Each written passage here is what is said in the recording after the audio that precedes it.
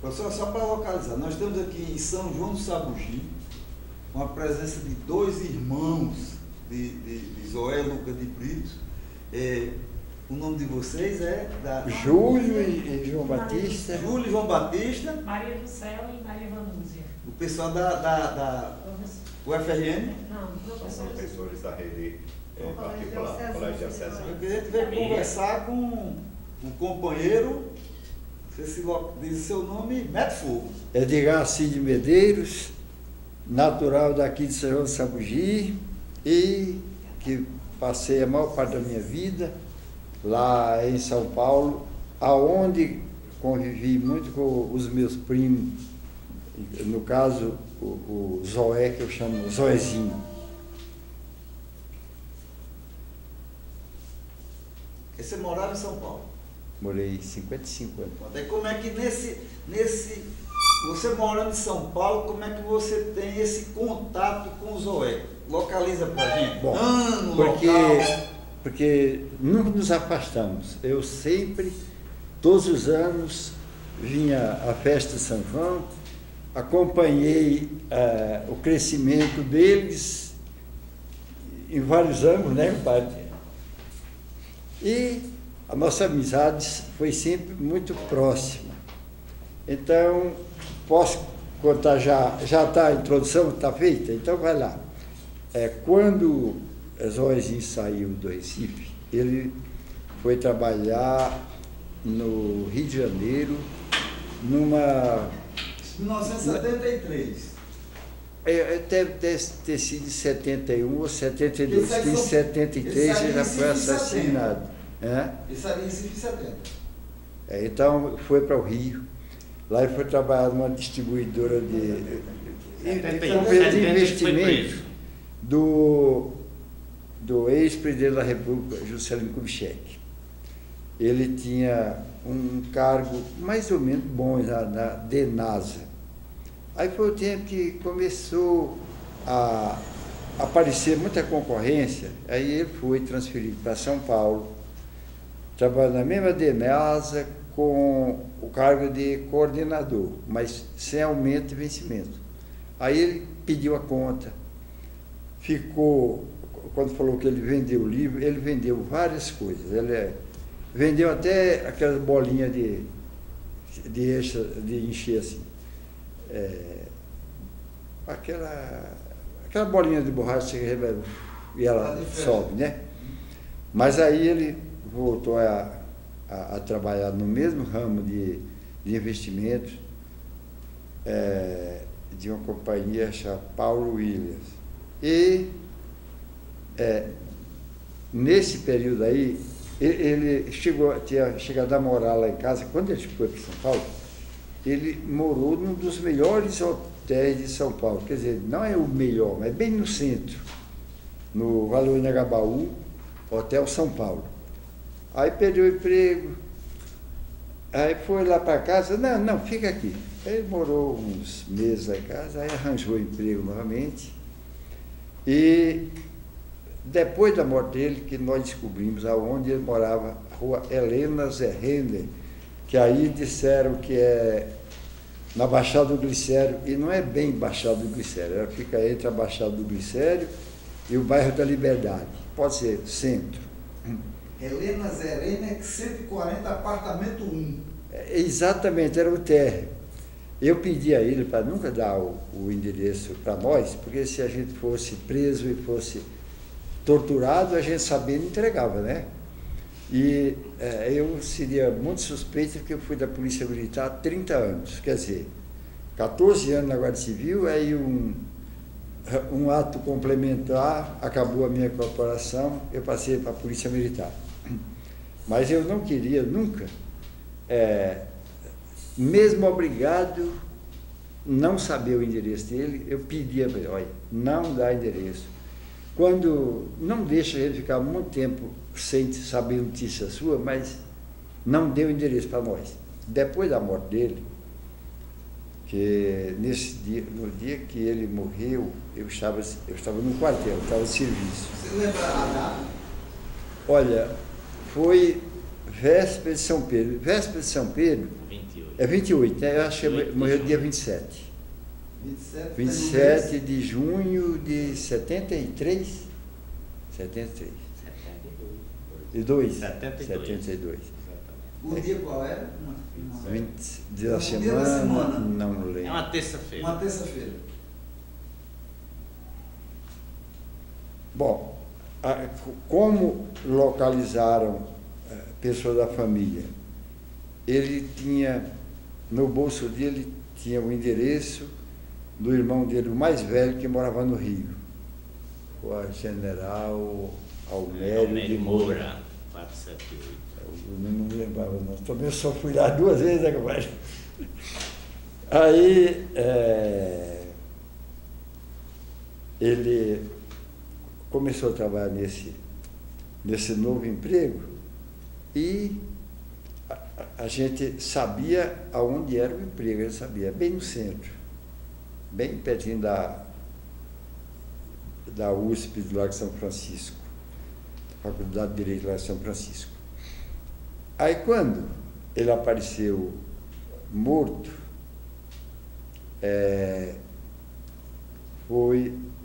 quem foi localizar ele, fazer o reconhecimento dele no necrotério foi um dos meus irmãos. Aí lá, do meu irmão, Sim. Egídio Alves de Medeiros. Quem o procurou? Foi o pessoal da própria polícia? Para fazer o Não, reconhecimento? Foi o irmão dele que morava no Rio, pediu para a gente, um de nós comparecer lá, no necrotério. Aí foi o Egídio, o velório foi lá em casa. Mas fala um pouquinho do reconhecimento. Dá para ver? Recebemos em caixão fechado, com ordem de não abrir, porque tinha um visor, mas foi estranho que durante o velório apareceram, parece-me, quem viu, acho que é a mesma pessoa, entra lá, os caras engravatados lá, não perguntaram nada a ninguém, não disseram quem era, mas estiveram 2 vezes, como quem está olhando o que está acontecendo, né? Aí quando nós fomos, quando o meu irmão chegou lá no necrotério, tinha uma ordem lá para comparecer alguém na 29ª delegacia, que é no bairro de Sapopemba, para dar informação, né? Aí, depois do sepultamento, nós fomos levar Manu, fomos levar Manu, que é o irmão mais velho, Manuel Bazia de Brito, na rodoviária para ele ir para o Rio. E aí eu falei, bom, se vocês quiserem, amanhã eu estou de folga, eu vou lá na 29ª. Mas antes de chegar aí, eu queria que você detalhasse mais o seguinte, quer dizer, o caixão estava fechado, tinha um visor. Só o visor. Dava para. Quais as particularidades? Tinha alguma gaze, alguma coisa assim? Não tinha, mas se rosto via que intacto. o rosto devia ter hematoma de um lado que estava marcado. A gente dá para ver que teve hematoma no rosto. Então dizem que no atestado de morte lá, como é dele, na declaração de óbito, que até precisava ver se a Anelita tem essa declaração, que isso deve ser assinado pelo Arishbata, que é quem morria lá no DOI-POD, sempre era ele que dava atestado. Edgar, a gente recebeu, há negócio de uns 2, 3 meses atrás, um e-mail de uma pessoa de nome Guilherme Chiodi. Não conheço, não. Então, ele deu exatamente para mim, ele disse que morava com Lá Noé. na Helena Renner. O que ele disse? Que ele não mexia com política, mas ele disse que num dia qualquer lá, ele foi para fazer o reconhecimento do corpo. O que ele disse de particularidade é o seguinte, é que quando chegou lá, ele viu um tiro na terra.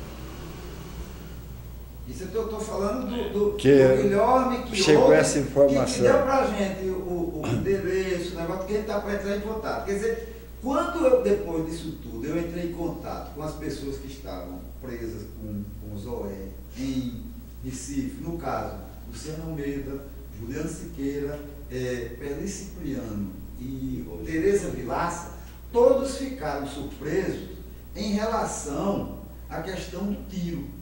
Porque o que até então, que talvez seja um grande elemento que ele vai trabalhar aqui, quer dizer, apareceu morto, todo mundo fala que foi uma morte esquisita, tanto que está na relação, mas eu queria que você, eu estou voltando a isso aqui para saber o seguinte, qual o tipo de particularidade que tinha em relação à questão do enterro, para você lembrar, para ter mais ou menos esse tipo de elemento, eu acho que não tinha tiro, não.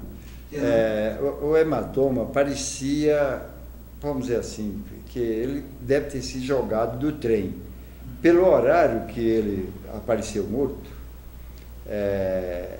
até na mentira que eu montei, eu falei, bom, ele vendia título de capitalização, vamos dizer assim, né?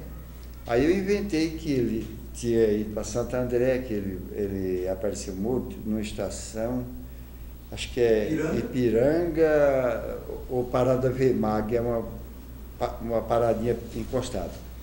Então eu inventei que ele teria ido lá, mas como a polícia estava doidinha que aparecesse uma justificativa, não me perguntaram, mas como é que ele ia de madrugada vender investimento?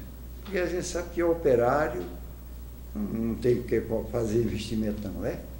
Investe no arroz e no feijão.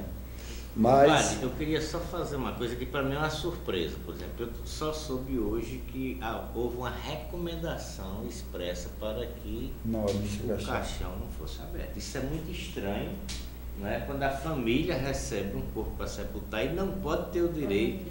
E vocês, portanto, quem deu essa recomendação? Estava no necrotério. Estava lá, quem foi buscar foi o Egídio, e tinha essa recomendação. Isso eu acho que já é um elemento, né?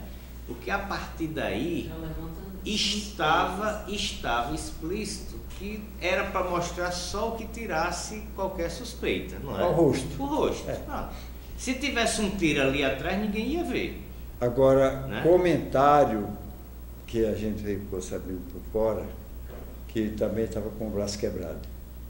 Porque eu, quando fui para ir, acertei que ia para a delegacia, eu perguntei para o irmão dele, chamado José Ubaldo Brito, meu afilhado, e que a gente comungava as mesmas ideias, que é botar apelido de esquerda festiva, né? A dele não era muito festiva, não, a minha era. Porque eu nunca participei de nenhuma ação, agora simpatizante até hoje eu sou. E eu acertei que, primeiro eu disse assim, eu vou dizer que ele era condenado pela Auditoria da Justiça Militar de Recife e que a gente tinha uma suspeita de ele ter sido assassinado, porque ele se dizia que achava que estava sendo seguido por alguém. Inclusive, ele comentou com meus amigos e com um irmão, e com um amigo dos meus irmãos, que provavelmente naquela noite ele ia sair e quando chegasse no lugar seguro, ele escreveria dizendo aonde estava e como estava. E aí foi a noite que apareceu morto, ninguém sabe como foi. Mas aí esse meu amigo, eu vou dizer amigo, porque até hoje, morreu há 41 anos, mas eu acho que foi o meu maior amigo. Aí ele disse, Padrinho Edgar, não conta essa história não, porque o único lugar que eu tenho tranquilidade é quando for para casa de Madrinha Sagra, que é minha mãe, né? Disse, e se você contar essa história, eu vou perder o meu sossego, você vai ser perseguido e não vai resolver nada. Inventa uma mentira. Aí eu voltei para o quartel e do quartel fui direto para a 20ª. Que quartel é esse? 11º Batalhão, é na Rua Vergueiro, esquina com José Getúlio. É o 11º Batalhão da Polícia Militar, é quase centro, é perto do bairro da Liberdade. Aí ele falou aquilo e eu fui. O que é que eu vou inventar? Bom, se ele vendia seguro, investimento, eu vou dizer que ele foi lá na fábrica, quer dizer, que ele ia para Santo André, que ele morreu no trem, que apareceu morto na linha do trem que liga São Paulo ao ABC. Acho que Santo André. Tem uma aguinha aí para lubrificar. Só se fosse óleo.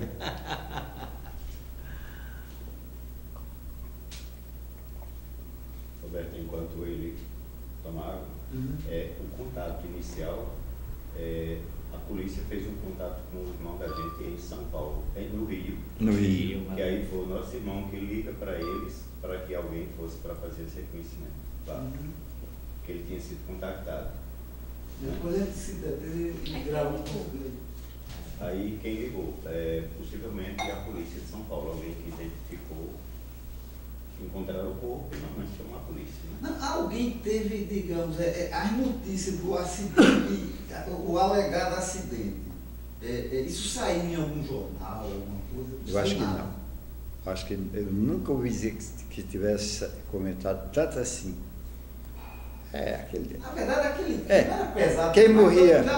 Quem morria ali só teve notícia aquele jornalista Vladimir Zolin. Só aquele que foi comentado, né? E se não fosse aquela morte, acho que até hoje estavam matando o Garrasta Azul Médici fazendo aquela média com futebol. Continue a alegação que você fez para a gente fechar aquilo que você encaminhou. Então, eu larguei. É tremenda essa mentira. Você estava falando que saiu do quartel para ir para a delegacia. Para ir para a delegacia, contei essa história. Mas aquilo ficou na minha consciência. Eu tinha vontade de ir um dia, porque eu vim, eles, meninos, o pai deles tinha um sítio aqui na margem do Rio Sabugi, e eu cheguei lá, aconteceu isso. Se um dia vocês quiserem mexer com essa verdade, a primeira pessoa a ser ouvida tem que ser eu, que a mentira foi montada por mim. Isso, dizer que ele vendia investimento e estaria naquele horário indo para Santo André, mas que não nem a mim convenceu. Convenceu a polícia porque era do interesse, né? Era do interesse dele. Mas o sepultamento, o velório foi lá em casa, foi estranho. Fala mais aí desse velório. Ele tinha uma namorada ou noiva. Era namorada e era casada. Lembra o nome dela? Não. Eu não cheguei a conhecê-la. Ele até me pediu um long play, no tempo long play, né? Tinha saído uma peça de teatro chamada Ré, e umas músicas lindas. E na verdade a gente não encontrava para vender em casa disso, tinha que comprar no show. Ele procurou o disco e não encontrou, me pediu para dar de presente a essa mulher. Mas ela, inclusive, ela era casada e vivia com o marido, ele era o contrabando. Mas você lembra o nome dela? Não. Era japonesa. Segundo. Eu acho que você agora. Eu acho que é isso mesmo. Ele dizia que era japonesa. O Guilherme. Queria só fazer uma observação com o meu irmão, que é Zé Ubaldo. Eu me lembro que na missa de 7º dia conheceu essa moça, né? e me fez referência de que ela era japonesa. Então, é coisa que eu me lembro dessa história, né? O Guilherme falou que essa namorada noiva estava grávida. Isso aí eu só fiquei... Eu estou soltando o que eu vi, né? Não, eu não fiquei sabendo disso, não. Sabia que ele tinha essa namorada porque... Não sabe o nome dela? Não sei o nome. Mas como era o jeitão dela? eu não cheguei a vê-la. Ah, você não chegou a vê-la. Ela esteve no velório? Eu acredito que não. Não, porque aquilo foi uma coisa que não saiu para longe. Quer dizer, ficou no seio da família. O compadre, essas pessoas que estiveram lá, que não se identificaram, de paletó, não puxaram conversa com ninguém? Com ninguém. Era da polícia.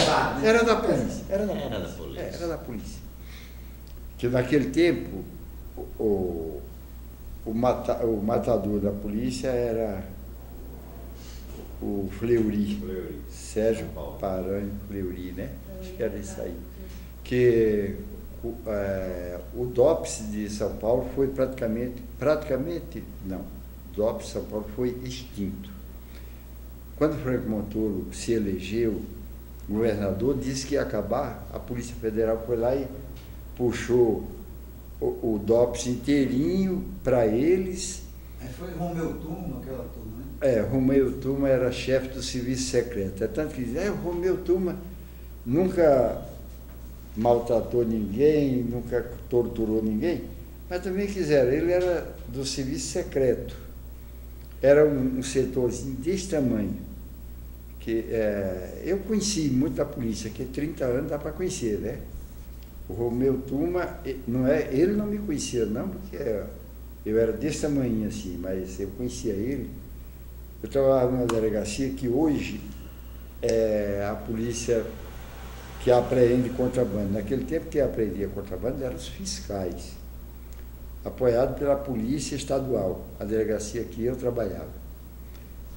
Muitas vezes eu encontrei o Romeu Tuma lá no arquivo do DOPS, ele procurando nome dos subversivos na época, né? Não se chamava subversivo? Vocês são muito novos para saber disso, mas já leram disso, né? E eu procurando o nome dos contrabandistas. Eu ia lá no arquivo, mesmo arquivo que ele pesquisava, procurando, porque o DOPS era assim, tinha a delegacia de ordem econômica, tinha a delegacia de ordem social, delegacia de ordem política, delegacia de estrangeiros. Veja como o Brasil era despreocupado. A delegacia de estrangeiro era feita pela Polícia Estadual. A Polícia Marítima e Aérea, quer dizer, portos e aeroportos, era a Polícia Estadual. São Paulo não tinha quase que influência em nada. Veio se organizar depois da tal revolução, né? Porque São Paulo mandava e desmandava. Inclusive, quando a gente prendia o contrabando, a gente tinha direito a uma porcentagem. Quando ela ia leilão, a gente tinha porcentagem.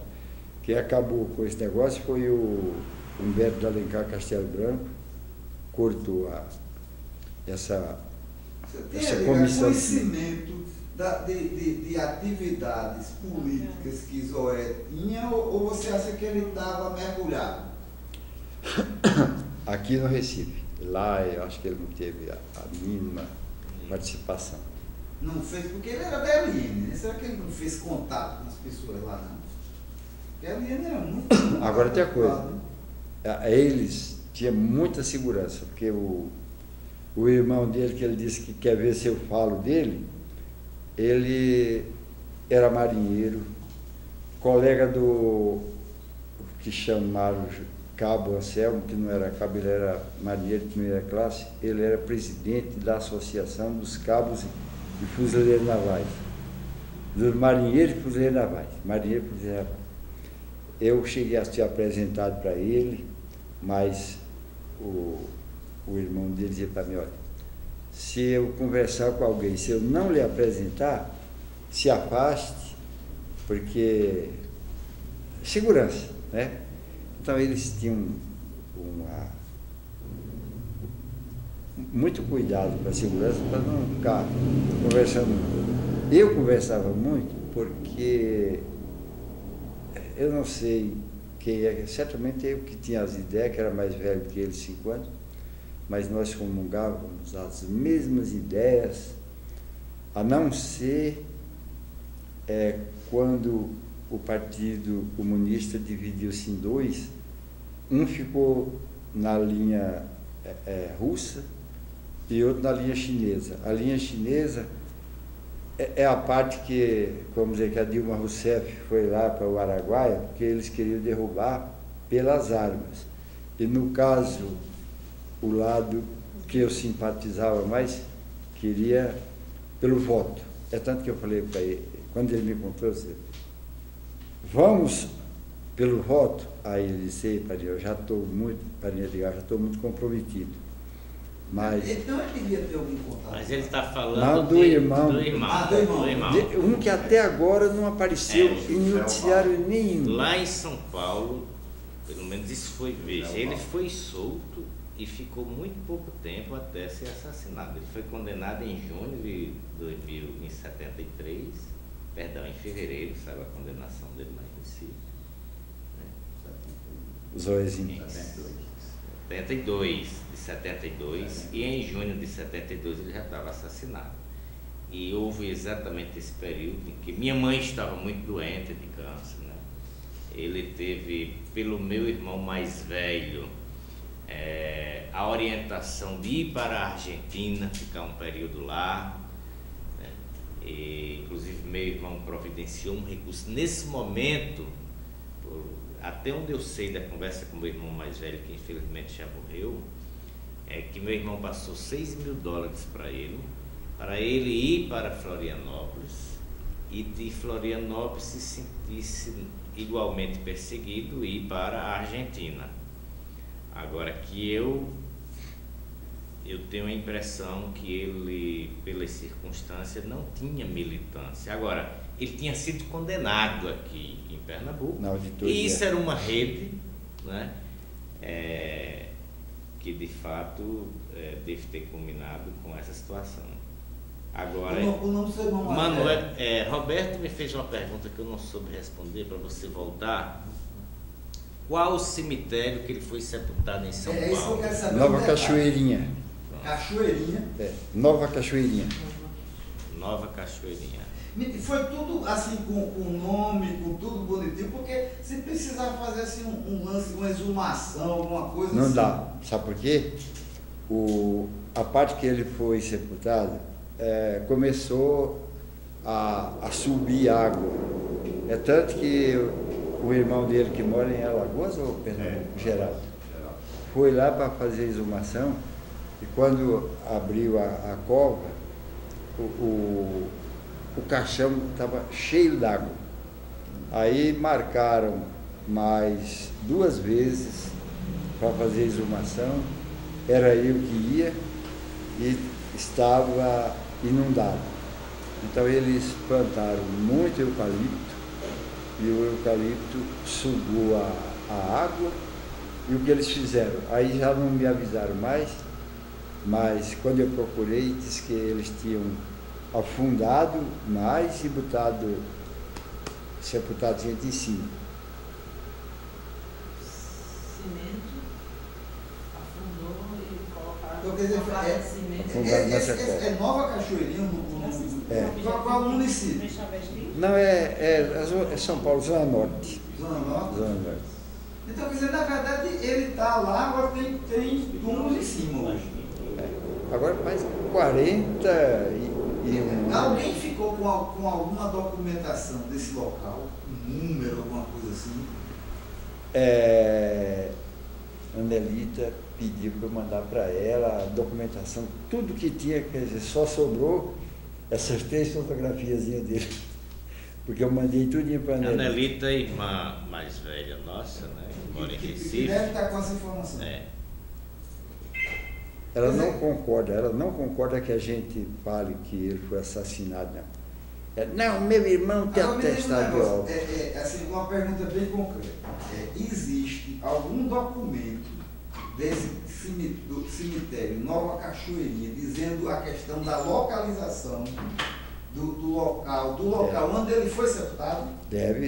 Isso existe. Olha, eu cheguei aí uma vez com o Edgar nesse cemitério e vi que é uma verdadeira... É como se fosse um endereço. Estava lá, a rua, o número, a gente chegou, era um local assim, entendeu? Eu cheguei aí uma vez, né? Existiu o registro, muito pouco tempo depois, né? Quer dizer, se procurar, encontra esse registro, o nome... No cemitério, nos escritos existe. Porque isso aí é essencial para... Não, esse cemitério é cemitério público. Não, se vai estar, não, pelo menos tem que ter o indicativo, né? Nos arquivos, né, deve se localizar, né? Porque mesmo arquivo morto é vivo, né? Então, uma coisa é o arquivo do cemitério, que deve ter lá, tem toda uma geografia em cima, embaixo, e o outro é você ter a localização. Exatamente. Seria interessante ter a localização, porque... Mas eu era para saber até, eu fui tantas vezes naquele cemitério que eu era para... Mas chegar lá é coincidíssimo. Acho que é Rua da Graça. Não, a Rua da Graça é do Bom Retiro. Não, o cemitério localiza. O que ele está querendo saber é localizar o local que ele foi sepultado no cemitério. Depois esse registro existe. E que pode lá no cemitério. Não sei, eu vou procurar saber. Como ele passou para ela, porque o essencial quer saber o seguinte, houve um enterro. Esse enterro foi tudo dentro das normas legais, né? Tipo assim, tudo deve ter dentro das normas legais. Algum tipo de registro com vocês, para a gente, quando, digamos, a comissão lá de São Paulo se necessitar, para saber o seguinte, cemitério X, tal, endereço, para a partir daí ter... Então foi lá, o nome foi Isoé Lucas de Brito Filho. Exatamente. No dia, qual dia foi? Se você morreu dia 27... Olha, deve ser 28 de junho. 2003. Véspera de São Pedro, de 72. 1972. Eu não tenho nenhuma dúvida que meu irmão morreu em 72, porque está dizendo aí em 73, quem morreu em 73 foi minha mãe, e já fazia mais de um ano que ele tinha morrido. Então, não há nenhuma dúvida que foi. Para a gente, ele morreu no dia 28 de junho de 1972. 28 da morte. Agora, isso é uma confusão que eu não sei, porque observe, nós recebemos um telegrama que meu irmão passou, né? Lembro até hoje, avise cuidadosamente, ele passou para Maria das Mercês, que é uma amiga de minha mãe, vizinha. Meu irmão que morava no Rio, que foi que recebeu o aviso, porque tinha no bolso do meu irmão, de Zoezinho, o endereço dele, né?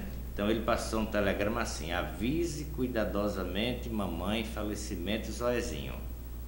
Pronto, então esse telegrama chegou lá em casa. Aí lembro que isso tinha acontecido numa véspera de São Pedro. Então, na minha cabeça, até hoje, ele morreu 28, sepultado 29. Isso é um detalhe que você pegar 27, 28 ou 29... Quer dizer, nesse dia 29 foi 28 ou 29 foi o velório. Exatamente, o enterro. 28 ou 29. O cemitério lá, 28 ou 29 de junho de 1972. No dia 29, porque o velório foi no dia 28, porque ao amanhecer do dia que houve a ligação. Sim.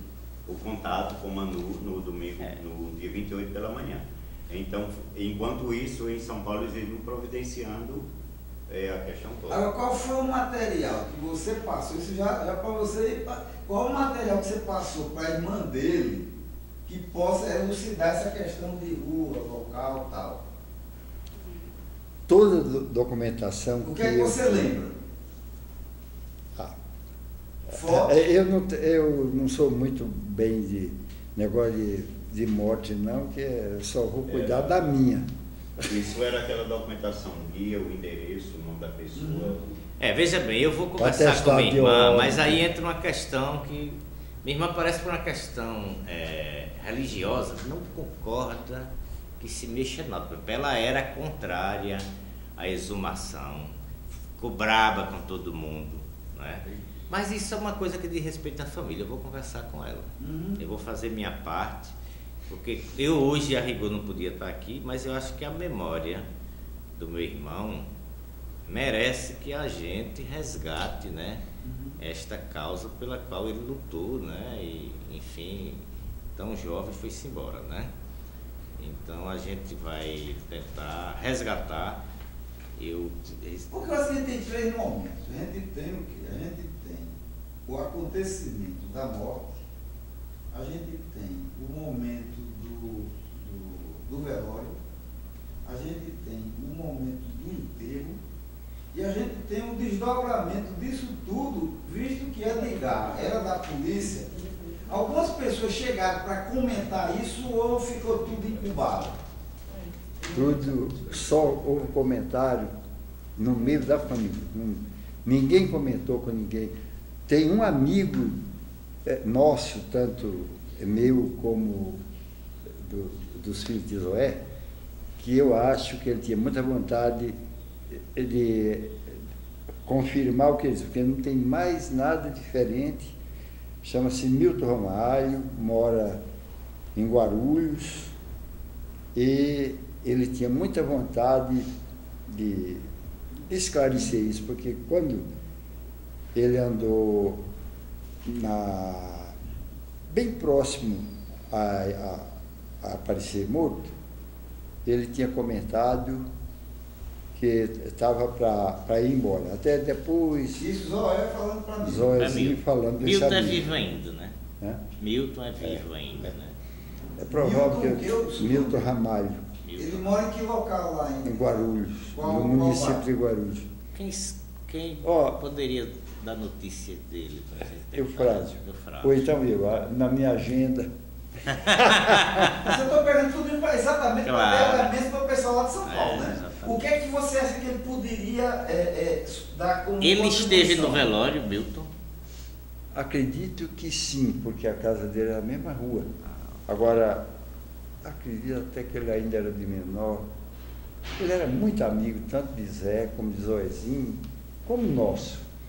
E ele muitas vezes dizia que tinha vontade de dizer o que ele sabia, mas ele não sabe nada mais. A única coisa que ele sabe mais que eu é que Zoezinho prometeu que quando estivesse num lugar seguro, escreveria dizendo onde estava. Até depois que aconteceu tudo, a gente pensava que quem tinha organizado a saída dele tivesse sido Dom Paulo Evaristo Armes, que foi quem assumiu a responsabilidade por aquele Brasil nunca mais, né? Que ele não escreveu, ele simplesmente assumiu a responsabilidade, mas ele deu escapula a muita gente. O que procurava ele Agora, só você tem conhecimento de quais os amigos que ele tinha lá em São Paulo nessa época? Sozinho? Sim, para ele ter pelo menos. Quer dizer, Só sei desse, quer dizer, além de eu e meus irmãos, minha mãe, meu pai, só esse Milton Ramalho, e ainda era de menor idade. Quanto tempo ficou Zóezinho chegando do Rio até morrer? Foi muito pouco tempo. Não foi muita coisa não, foi Por pouco isso tempo. que os amigos eram mais ligados à família. Porque Aí depois, trabalhando, né, a gente só de vez em quando tem um feriado e cada um cuida meio particular, né? eu acho que Milton é uma pessoa importante, porque o fato de ser mais jovem, né, e ser... Então, se de repente a questão da namorada, né, porque a esse, É o copo? É o copo. eu Aí lembro- A esse eu- fato novo aí, né, Zé, esse aí. colega que disse que Zé. a namorada podia estar grávida, né? E aí talvez Milton, vou tentar ver se resgata com a frase, né? Ô Edgar, essa pessoa que entrou em contato com a gente alega que morava com Zoé, exatamente nessa rua Helena Zé Renner. 140, apartamento 1. É que é a primeira Você lembra dessa pessoa? Não, nós não conhecíamos. Quando, depois do sepultamento, eu fui lá, que só aí que nós ficamos sabendo o endereço dele. Porque antes a gente sabia, a pedido meu, eu não dava endereço. Ele disse que foi, viu, Júlio? Esse Guilherme, ele alega que foi fazer o reconhecimento do corpo. No caso, vocês já receberam o caixão fechado. Com aquele visorzinho, né? E a recomendação de que não podia não abrir. Tinha alguma faixa, alguma coisa assim, né? Você disse que não, a gente via que de um lado. Eles colocaram exatamente bem feito o que podia ser visto, né? Eu hoje saio daqui com certa coisa. Eu ainda imaginava, na hipótese de ter havido um acidente de trem. Acabou essa hipótese para mim. Porque no momento que a família recebe um corpo para sepultar uma pessoa pode olhar e não pode abrir. Que foi a mesma coisa de Geraldo Magela. Pronto, a mesma metodologia. Pronto, isso realmente para mim fecha, né? Você recebia, mas não podia nem olhar direito. Agora deixa eu só dizer uma coisa. Edgar tem horário para comer, para diabetes, e aí Zé que tá lembrando. Vamos dar um intervalo, né? Nós vamos lá no restaurante? Rapaz, podemos.